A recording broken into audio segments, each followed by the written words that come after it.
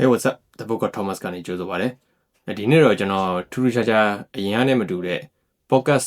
collaboration လေးတစ်ခုလုပ်ဖို့ရှိတယ်ဘာအကြောင်းပြောမှလဲဆိုတော့အခုတမ်နေမှာမြင်တဲ့အတိုင်းပဲဒီ One Piece live action နဲ့ပတ်သက်ပြီးတော့ဘယ်လိုမျိုးတွေရှိတယ်အထင်နဲ့အမြင်တွေဆိုတဲ့အကြောင်းနဲ့ပတ်သက်ပြီးတော့ဆွေးနွေးမှာပေါ့အပြန်အလှန်စကားပြောတဲ့ဆွေးနွေးတဲ့ပုံစံမျိုးလေးလုပ်ချင်လို့ဒီနေ့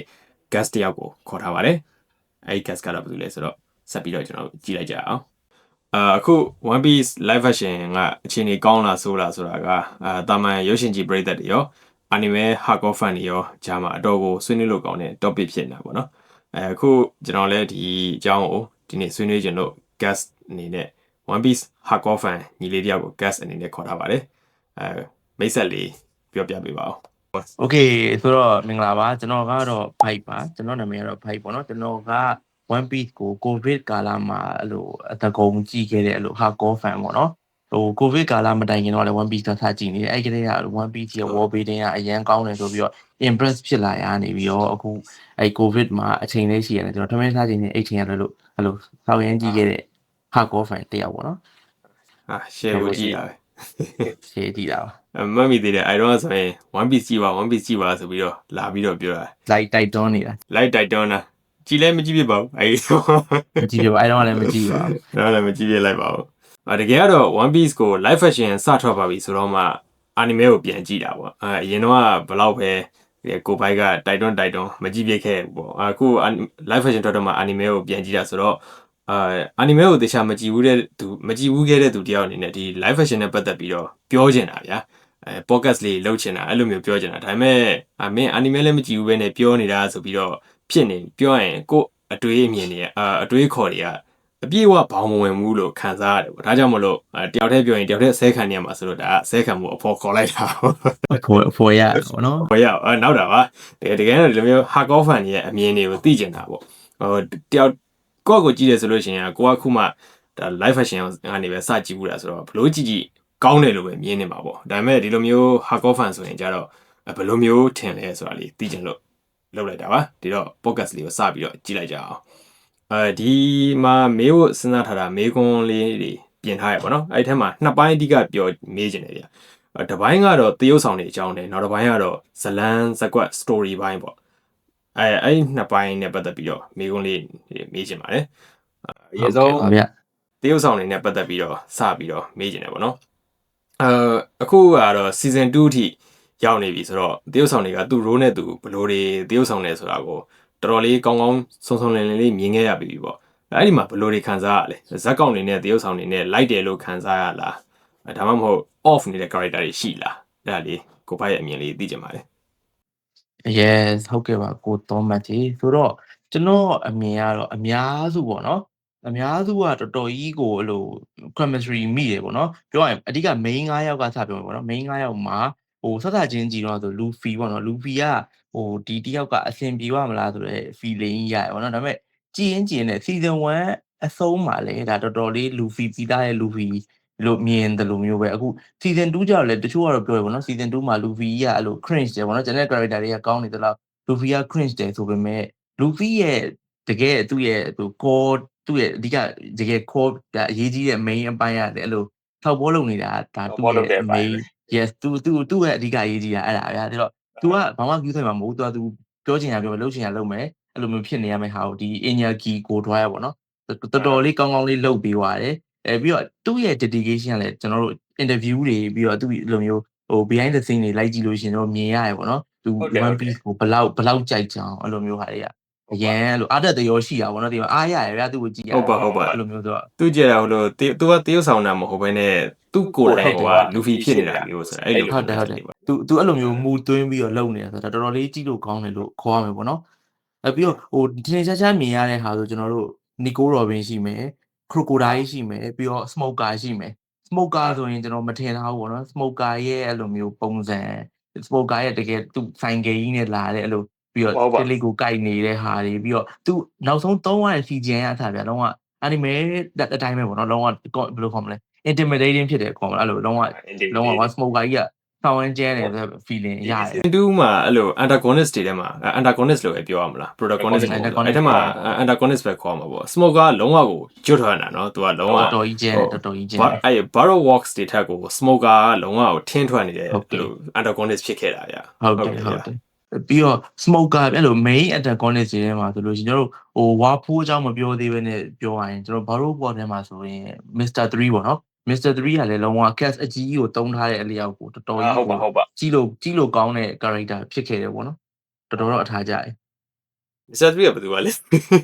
Mr. 3ကဟိုပဲကြီးလေကျွန်တော် ဖျောင်းကောင် yes yes Polka dot man yes သူအန်မန်ရဲ့တငယ်ချင်းတို့ပြီးရင် man နဲ့ဟုတ်တယ် Street Fighter ထဲမှာ သူ cast ကဟုတ်တယ်သူ cast ကတကယ် cast power ကြီးကတော်တော်ကောင်းတယ်ဒါပေမဲ့ကောင်းသလောက်လဲတကယ်သူ့ရဲ့အနှစ်ကတော်တော်လေးမိုက်တယ်ပေါ့နော်တကယ် Mr. 3ကိုအဲ့လိုမြင်ရတယ်လို့ပါပဲတကယ်မိုက်တယ်တကယ်ကျင်းကျင်းနဲ့ကိုလေလုံးဝဆက်စုပ်ယွန်ရှာစရာကောင်းလာတာသူ့ရဲ့အဲ့လို motive ကြီးကိုကြည့်ရတာကွာအဲ့လိုဖြစ်လာနော်ဟုတ်တယ်ဟိုပြီးတော့ဒါကတော့ဟို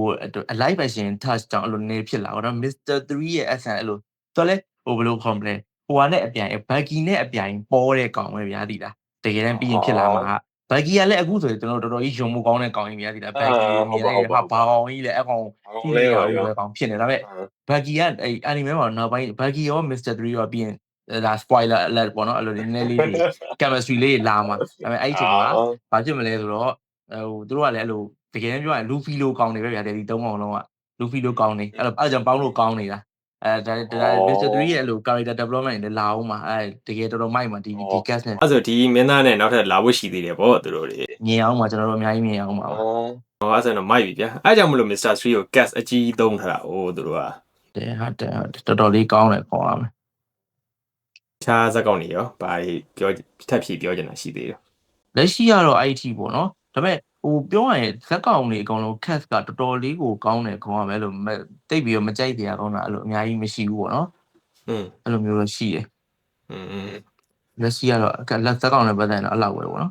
်ဟုတ်အဲ့ဆိုနောက်ထပ်မေးခွန်းလေးတစ်ခုပေါ့ဒီအဲ့ season 2ထွက်ပြီးနောက်ပိုင်း line ပေါ်မှာတချို့ပြောတာတွေမြင်ရတာပေါ့ comment တွေတချို့ပေါ့နော်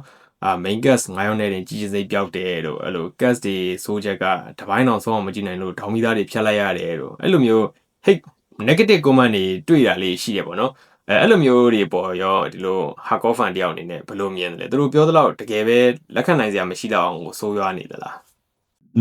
းဒါတော့အဲ့လိုလူအမျိုးမျိုးစိတ်အထွေထွေပေါ့နော်အဲ့လိုလူတိုင်းကဟိုကြိုက်ချင်မှတော့လေကြိုက်နိုင်မယ်ဒါကတော့ပြဿနာကျွန်တော်လည်းတွားပြီးတော့ပြောလို့မရတဲ့ကိစ္စတစ်ခုပေါ့နော်ဒါပေမဲ့ဘာဖြစ်လဲဆိုတော့ကြတော့ဟိုကျွန်တော်တို့ဒီ character တွေအကုန်လုံးရဲ့အဓိက hardcore fan တယောက်အနေနဲ့ပြောရင် character တွေရဲ့အဲ့လို real life action တခုမှာပုံဖော်ကအရေးကြီးအောင်ပါလဲဆိုတော့သူတို့ vibe ပေါ့နော်ဒီကမလားသူတို့ကဘလို့ဒီ character အကောင်းဆုံးပုံဖော်နေတယ် character ရဲ့အဲ့လိုအနှစ်သာရကိုပြနိုင်တယ်ဆိုတာပို့ပြီးတော့အရေးကြီးတယ်ပေါ့နော်ပြီးတော့အဓိကဗျာဒီ cast တွေအကုန်လုံးကလည်း order ပေါ့နော် order ကိုယ်တိုင်ဒါတေချာသဘောတူပြီးတော့မှထုတ်လာတဲ့ character တွေဖြစ်နေတော့ကြတော့ဒါပြီးတော့ character cast တွေကိုယ်တိုင်ကလည်းဒီ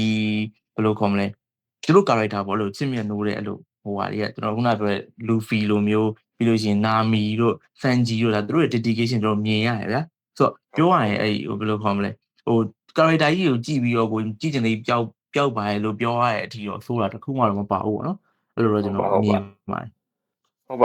ါကိုစလဲအခုဒီဒီပိုင်း romance down arc တော့ anime မှာကြည့်ပြီပေါ့ anime ကြည့်ပြန်တယ်ခု live action ကြည့်ပြန်တယ်ရှင်ကြည့်ရင်မစိုးပါဘူးသူတို့ဟိုအကောင်းဆုံး portray လုပ်နိုင်တယ်လို့ခံစားရတယ်ပေါ့နော်ဒီ character တွေကိုတရုပ်ဆောင်တွေကဟောဒါနဲ့စောစောက order ကိုယ်တိုင်ရွေးတယ်ဆိုလို့အဲ့အားနဲ့ပတ်သက်ပြီးတော့လည်းနည်းနည်းလေးမေးချင်တာရှိသေးတယ်ပေါ့တော်တော်များများကဒီဟာမှာ cast ရွေးတဲ့ကိစ္စမှာ VV မဲတော်တာနဲ့ပတ်သက်ပြီးတော့ပြောကြရရှိတယ်ပေါ့နော်ဒါမဲ့တော့အခုအထင်ပြောရင်တော့ VV ကကြည်ရင်နဲ့ကိုချစ်ဖို့ပို့ပြီးတော့ကောင်းလာနော်မင်းသမီးကလည်းမင်းသမီးနာမည်တော့ဘယ်လိုလဲသူ့နာမည်နည်းနည်းCharitra Chandran မင်းသမီးကလည်းတကယ်ချစ်မွေးပါတယ်သူ့ကို interview တွေတို့ variety show တွေတို့ကြည့်ရဆိုလို့ရှိရင်တကယ်ချစ်စရာကောင်းတယ်နော်အဲ့တော့ပြီးတော့ तू ကချစ်စရာကောင်းတာအထက်ကျွန်တော်မြင်လာဆိုလို့ရှိရင်ဘယ်လိုခေါ်မလဲအဲ့လိုလေ princess vibe ရတယ်ဒီလားဟုတ်တယ် princess vibe အဲ့လိုလုံးဝအဲ့လိုလေ elegant ဖြစ်ပြီးတော့အဲ့လို royal ဟုတ်တယ်တခုရသေးတယ်အဲ့လို feeling ရတယ်ဟုတ်တယ်တော်တော်လေးကောင်းပါတယ်အဲ့မေးချင်တာကတော့anime ကနေကြည့်လိုက်သူအနေနဲ့ anime မှာဆိုရှာကြည့်တာ VV ကအဲ့လိုဖြူဖြူလေးပေါ့ဒါပေမဲ့ order ပြောကတော့သူကဒီဟာတွေကိုအဲ့လို သူ cast တွေကိုသူကိုယ်တိုင်စိတ်ကြိုက်ရွေးထားတာဆိုတော့ဒါရောဘယ်လိုအမြင်လဲအသားရောင်ပြောင်းသွားတယ်ပေါ့မှာအသားရောင်ပြောင်းတာကျွန်တော်ကတော့အလာဘတ်စတိုင်းကိုအဲ့လိုစကြည့်ခဲ့ရပါတော့ VV ကတော့ဘယ်လိုခေါ်မလဲ Arabic အဲ့လိုဟိုဟာဖြစ်မှာပဲလို့ထင်ခဲ့တာပေါ့နော်ဒါပေမဲ့ anime ဟိုမန်ဂါမှာလည်း VV ကအရောင်ပါနေဗျာတည်ရမလားမန်ဂါဆိုအဖြူမဲပဲ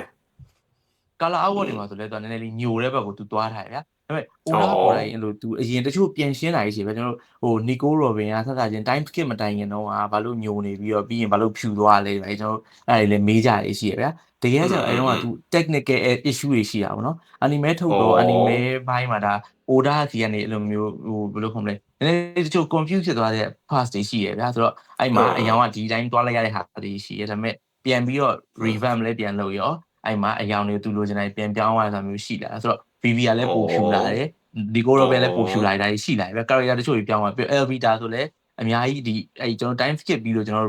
reboot ဘယ်လိုခေါ်မလဲ flashback တွေပြန်ပြလို့ရှိရင်အဲ့အချိန်မှာ Elvita အများကြီးပို့ချောနေအဲ့လိုမျိုးရှိရပေါ့နော်ဆိုတော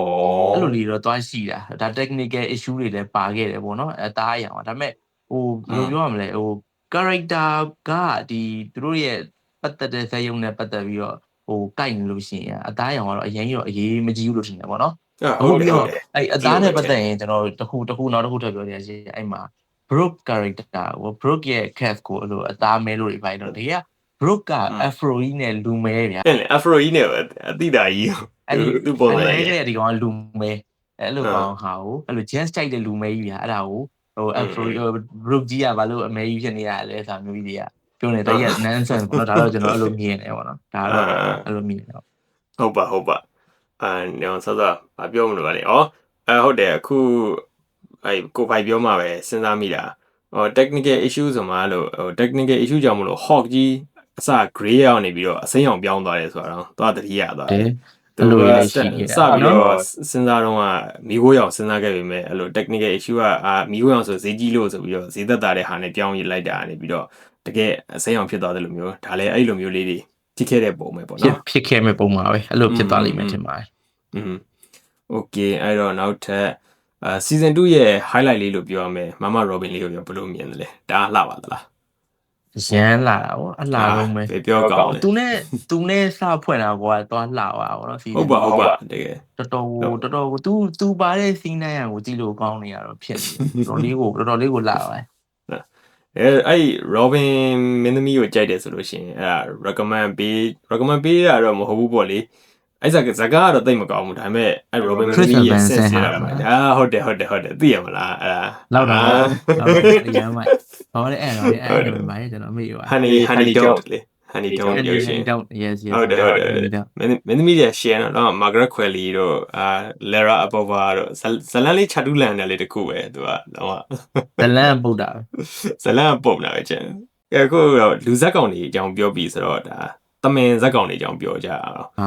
်ချော်ပါလေးရောဘယ်လိုထင်တော့သူအတန်တရုပ်ဆောင်ကလည်းလုံးဝစူပါမန်နဲ့သတင်းစာလိုက်ကစော်လီနော်တကယ်သူအတန်လေးကအဲ့လိုမျိုးချစ်စရာကောင်းတဲ့အတန်လေးထွက်လာလိမ့်မယ်လို့မထင်ထားဘူးပြသိလားဒါတကယ်လည်းသူ့အတန်လေးလည်းကြားလိုက်ရတော့လုံးဝဒီချော်ပါရဲ့ 3D CGI ရုံနဲ့ live ဖတ်နေအောင်ကိုမိုက်နေတာဗျာanime နဲ့ရောဘယ်လိုလေးกว่าလဲချော်ပါအဲ့ဒါရောအတူတူပဲလား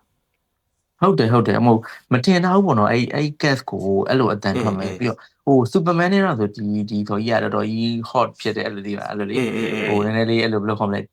ဟိုနည်းနည်းခက်ဟောခက်လန်းလန်းအဲ့လိုကောင်းပါလိမ့်ဆိုတော့ဟိုဘယ်လိုကြီးနေမလဲပေါ့နော်အဲ့လိုထင်နေခဲ့တာဒါပေမဲ့တကယ်လေးထွက်လာရောကျွန်တော်ပြောရရင်အဲ့လို anime နဲ့တော်တော်ကြီးကိုနီးသက်တဲ့ချိုပါလို့မြင်ရတယ်ပေါ့နော်ဒီတရုပ်ဆောင်ရဲ့ professional center လည်းပါမှထင်တယ်သူ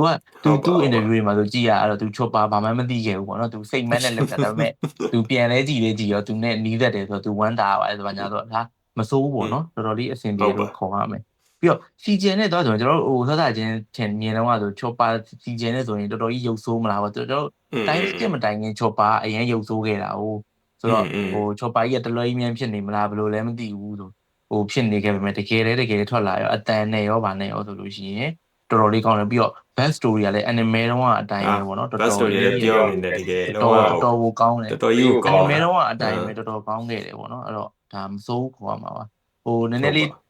းမကျင်တတ်တာလေးပြောရရင်တော့သူ့ရဲ့ကျွန်တော်ချိုပါကသူ anime မှာဆိုလို့ချင်းသူ human ဘယ်လိုခေါ်လဲ monster point ခေါ်မလား human point ခေါ်မလားပေါ့နော်အဲ့လိုလေ သူ့ရဲ့ humanoid ဖြစ်တဲ့ form ပြောင်းသွားလို့ရှိရင်တော့သူအတန်အော်ကြီးဖြစ်သွားတယ်ဗျာအဲ့ဒီမဖြစ်သွားဘူးပေါ့နော်အဲ့တခုတော့မဖြစ်ဘူးအဲ့ဟာလေးတခုတော့နည်းနည်းလေးအားမရဘူးဒါပေမဲ့တော်တော်ကြီးမိုက်ပါဟုတ်တယ်နော်တကယ်ဆို body ကြီးအဲ့လိုဖြစ်သွားရင်အတန်မှာလိုက်ပြီးတော့ပြောင်းတင်တာပေါ့နော်ဟုတ်တယ်နောက်ထပ်မေးခွန်းတစ်ခုကတော့anime ထဲမှာဆိုလို့ရှိရင်သူအမူအရာတွေတို့အပြုအမူတွေတို့အရန်ချက်ကားထားပြီးတော့တရုပ်လောက်ထားလေးရှိမယ် live fashion မှာတော့တရုပ်ဆောင်နေရလို့ပို့ပြီးတော့လူသားဆန်ဆန် grounded ဖြစ်တဲ့ဘက်ကိုသွားထားရပေါ့နော်one piece လို့ပြောလိုက်လို့ရှိရင်သူ့ရဲ့ထူးခြားချက်တစ်ခုအထူးခြားချက်မဟုတ်ပါဘူးသူ့ရဲ့သင်္ကေတတစ်ခုကအဲ့လိုဟာတာတွေဆိုတာ one piece နဲ့တွဲခွဲလို့မရတဲ့တစ်ချက်ပေါ့နော်ဒါပေမဲ့ live fashion လည်းရောက်သွားရောအဲ့လို realistic ဆန်ပြီးတော့ဟာတာတွေတိတ်ပြီးတော့အများကြီးမပါတော့တဲ့အပေါ်မှာဆိုရင်ဘယ်လိုမျိုးထင်လဲအဲ့ဒါကြတော့မဟုတ်ဘူးလေကျွန်တော် live version လုပ်တဲ့အခါအဲ့လိုလေးဒီမှာ anime တွေကလိုဟာတာကြီးရလို့ပသက်ကြီးပြဲလာတာတို့မျက်နှာကြီးမျက်လုံးတွေထွက်လာတို့ဒီမှာအဲ့လိုမျိုးတွေဟာကြီးဟိုကျွန်တော်တင်တာတော့ဟိုဟာလိုမျိုးကြိုင်တော့ပါမှာပေါ့နော်နောက်ပိုင်းကျွန်တော်တို့ဟိုဒါကတော့ spoiler လည်းမဟုတ်တော့ဘူးအလိုတိုင်းမြင်နေပြီလေ Gear Fight တို့ဘာလို့ဒီရောက်လာရင်တော့ဒါပါကောင်းပါလာမယ်ကိစ္စကြီးပေါ့နော်ဒါပေမဲ့လက်ရှိဒီနေ့မှာအဲ့ဒါကြီးသွားပြလိုက်ရင်ကြတော့လေဒါအတိတ်ပဲအရင်ရှိမှမထင်ဘူးပေါ့နော်ဟိုဒီရမှာဟိုဘယ်လိုမှပြီးတော့ဟိုကြည့်ရလဲအရန်ဆိုးသွားမယ်ဗျာအဲ့လိုနည်းနည်းတော်တော်ကြီး creepy ဖြစ်သွားကျွန်တော်တို့ဟိုလေပြောရင် the mask ကြည့် the mask ကြည့် the mask ဆဲရလို့မျိုး effect ကြီးတွေဖြစ်ကုန်မှာဟုတ်ပါအဆင်မပြေဘူးပေါ့နော်အဲ့လိုရအဲ့ဒါဟိုပြပြဆိုအဲ့ဒါအဲ့လို serious ပိုဖြစ်တာတော့မဟုတ်ဘဲနဲ့နည်းနည်းလေးပိုပြီးတော့အခုပြောဆိုပေါ့နော်အဲ့လို grounded ပိုဖြစ်သွားအဲ့လိုလိုမြင်ဟုတ်တယ်မို့အဲ့လိုစဉ်းစားကြည့်ရင်ဟိုစမ်းကြည့်နှာပူးထားလို့နှာခေါင်းသွေးရှန်တဲ့ခန်းတွေဘာတွေဆိုအဲ့လိုမျိုးတွေသာထည့်မယ်ဆိုတော်တော်ကြီးကြည့်ရဆိုးမှာပဲနော်ဟုတ်ပါအခုကလည်းပြီးတော့အဲ့လိုသူတို့ဟာတာမထည့်ဘူးလားဗျာဟာတာဆန်တာလေးတွေပါပါကျွန်တော်တို့အဲ့ဟိုဘယ်လိုခေါ်မလဲဟိုလေဟိုဦးစောကအဖော်ညှိပြီးတော့လေသူဟိုအောင်မသွားခြင်းလေဟုတ်တယ်လော်ရှောင်းမသားဟာကြီးရတဲ့ဟာလေးပါပါတယ်အဲ့လိုအရင်ကပြပြပါမယ်လေဟုတ်ပါဒါလေးတွေလိုက်ပါတယ်တော့ပြီးတော့ဟိုလိုပေါ့ anime ဆန်တဲ့ဟာတာမျိုးမဟုတ်တော့ဘဲနဲ့လူဆန်တဲ့ဟာတာမျိုးဖြစ်လာတာမျိုးပေါ့နော်အဲ့လိုလေးဖြစ်သွားတာပေါ့ဟုတ်ပါပြီးတော့ဟိုဟာတာထဲမှာကျွန်တော်တို့ဟိုနည်းနည်းအဲ့လို nerve ခံလိုက်ရတာတော့ဘာရှိလဲဆိုရင်အဲ့ဟိုပေါ့နော်ဟို season 1တော့တော်တော်မြင်ရပါမယ် season 2မှာနည်းနည်းလေးကျွန်တော်ကျဲရတော့မြင်တယ်ပေါ့နော် Zoro နဲ့ Sanji ရဲ့လို့ rivalry ခေါ်မလားအဲ့လိုလေသူတို့ချင်းချင်းအဲ့လိုထားကြိုက်တဲ့ကိစ္စပေါ့နော်တိတ်မကြိုက်လိုက်ဘူးခင်ဗျဒီ season မှာအရင်မကြိုက်လိုက်ကြဘူးဒီ season မှာသူတို့ဟိုဗာ little garden ပေါ်မှာပဲအဲ့ဒီတနေရာပဲကြိုက်လိုက်ရတယ်တိတ်ပြီးတော့မကြိုက်လိုက်ရဘူးသူတို့စန်ဂျီယာဟို dran island မှာတောင်ပေါ်လိုက်သွားပြီးတော့ပါသွားပြီးနောက်ပိုင်းတွေ့ကိုမတွေ့ကြတော့ဘူးသူတို့အဲ့လိုဖြစ်သွားအဲ့လိုဖြစ်နေတာဟုတ်တယ်ဘာလဲ dran island ဆိုလို့ဒါကတော့အကိုအမြင်ပေါ့လေဒီ season 2ရဲ့ final fight scene ဖြစ်တဲ့ကင်းဝါပုံနဲ့ fight scene က season 1နောက်ဆုံး final fight scene ဖြစ်တဲ့အားလောင်နဲ့ချတာတော့တိတ်ပြီးတော့အားမရဘူးလို့ခံစားရတယ်အဲ့ဒါကိုရောဘာကြောင့်လို့ထင်လဲဟိုဝါပိုကနည်းနည်းဝိတယ်လို့ခံစားရတယ်ပေါ့နော်အချင်းချင်းလဲဝေဖန်လို့ရတယ်အဲ့မဟုတ်အဲ့ကြတော့လေဒါလည်းအမြင်ကွဲတာပေါ့နော်ဟိုအားလောင်တော့ကြတော့ကျွန်တော်တို့က emotional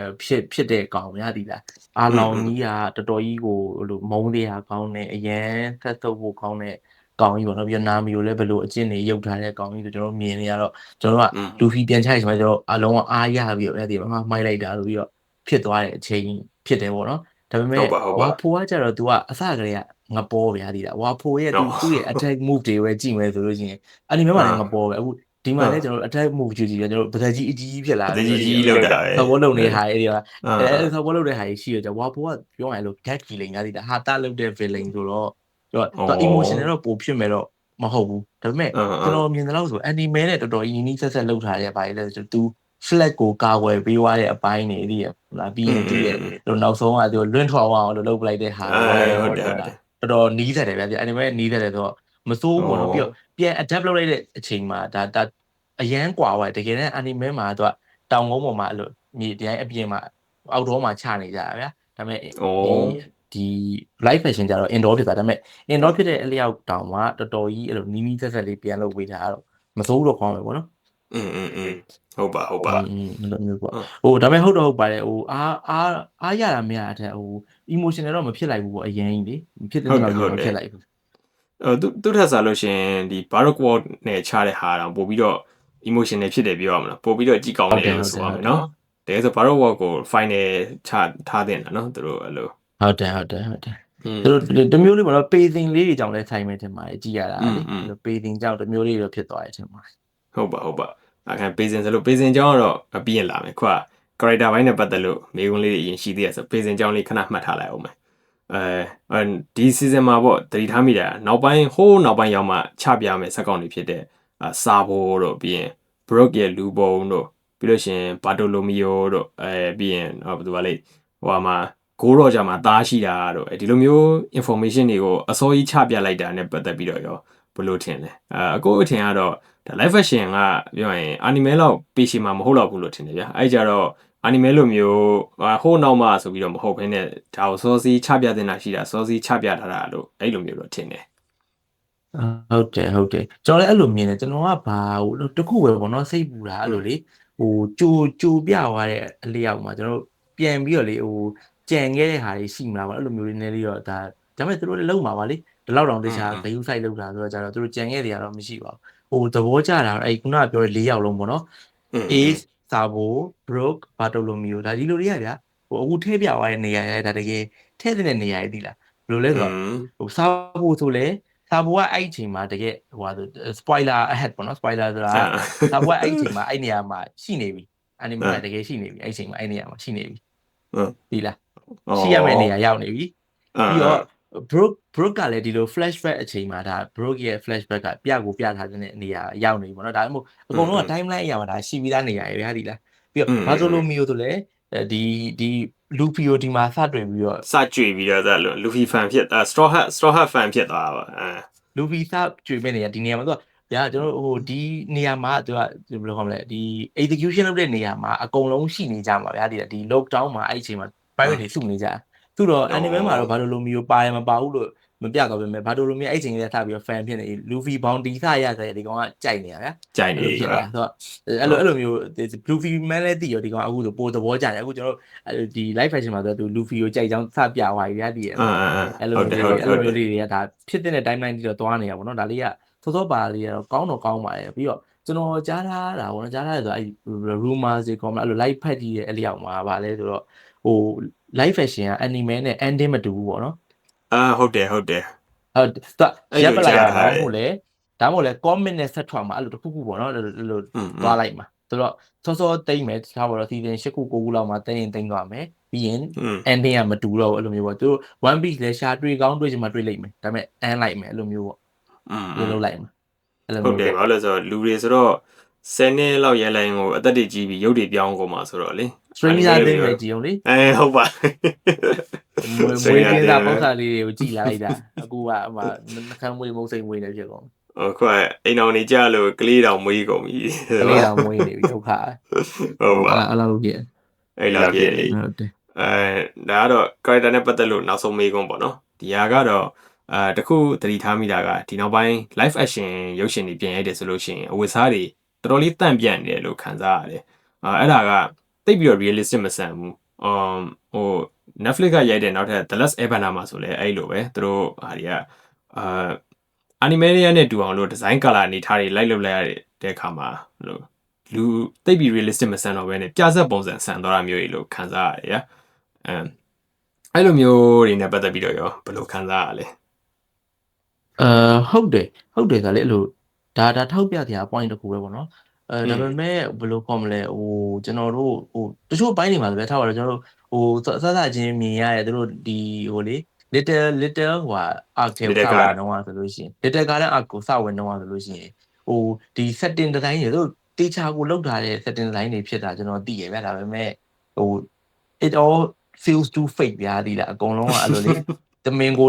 လောက်ထားပါတယ်ခံစားချက်ကြီးတော့ရရဗျာဒီလားလုံးဝ natural fan မနေဘူးဒါပေမဲ့ကြည်လာရင်နဲ့မှာဖြည်းဖြည်းချင်းကျွန်တော်အဲ့ဒါ season 1 မှာဆိုလည်းဘယ်ရမှာခံစားရတယ်ဆိုအားလောင်ကိုစဝင်တော့ဆိုအဲ့လိုပဲဗျာဒီလားချင်း fight တွေတော့တော်တော်အဆင်မပြေဘူးဟိုကလေUsopp နဲ့ဟို Fishman တကောင်နဲ့သူတို့ချတဲ့ဟာတွေဆိုလို့ရှိရင်အဲ့မှာဗျာဒီရမလားဟိုချသွားတဲ့ဟာတွေ sequence တွေပါညာတဲ့ဒါလုံးဝအဲ့လို play တစ်ခုလိုကြီးဖြစ်နေရဗျာဟုတ်တယ် Little Garden ဆိုလည်းအဲ့လိုပဲကျွန်တော်တို့ဟိုချင်းကြည့်တော့နည်းနည်းမျက်စိထဲမှာအဲ့လိုကိုလိုကန်နိုင်တော့ဖြစ်နေပဲဖြည်းဖြည်းချင်းကြတော့လေ you know gradually grow into our eyes အသားကျလာပါအသားကျဖြစ်သွားဖြစ်သွားအဲ့လိုဖြစ်တယ် ဒါပေမဲ့ ဟုတ်ပါ အခုဒီဝါဖိုးတွေပိုင်းမှာဆိုသူဒီချာလေးအဲ့ weathering ပိုင်းပို့ပြီးတော့ view ဆိုင်တာတော့မြင် ဟုတ်တယ်ဝါဖိုးတော့မိုက်တယ်ဟုတ်တယ်ဒီ dry island ရောက်သွားတဲ့နောက်ပိုင်းကစပြီးတော့တော်တော်မိုက်တယ် dry island ဆိုနှင်းတောင်တွေကပုံဆိုတော့အဲ့ 5 လေးတော်တော်ခံစားမိတယ်ပေါ့ဒီရှေ့ပိုင်းမှာဒါနည်းနည်းတက်တယ်လို့ခံစားရတာပါအဝတ်စားပိုင်းနဲ့ပတ်သက်ရင်တော့အဲ့နီကိုရောဘင်ရဲ့နောက်ဆုံးအဲ့လို credit scene ကအဝတ်စားတော့အမိုက်ဆုံးပေါ့နော်ကကရာတဲ့လမ်းလျှောက်တဲ့ scene ကမျက်လုံးလေးကလုံးဝမ leather one set နဲ့ leather one set နဲ့ပုံရမ်းမိုက်ရမ်းမိုက်တာပါ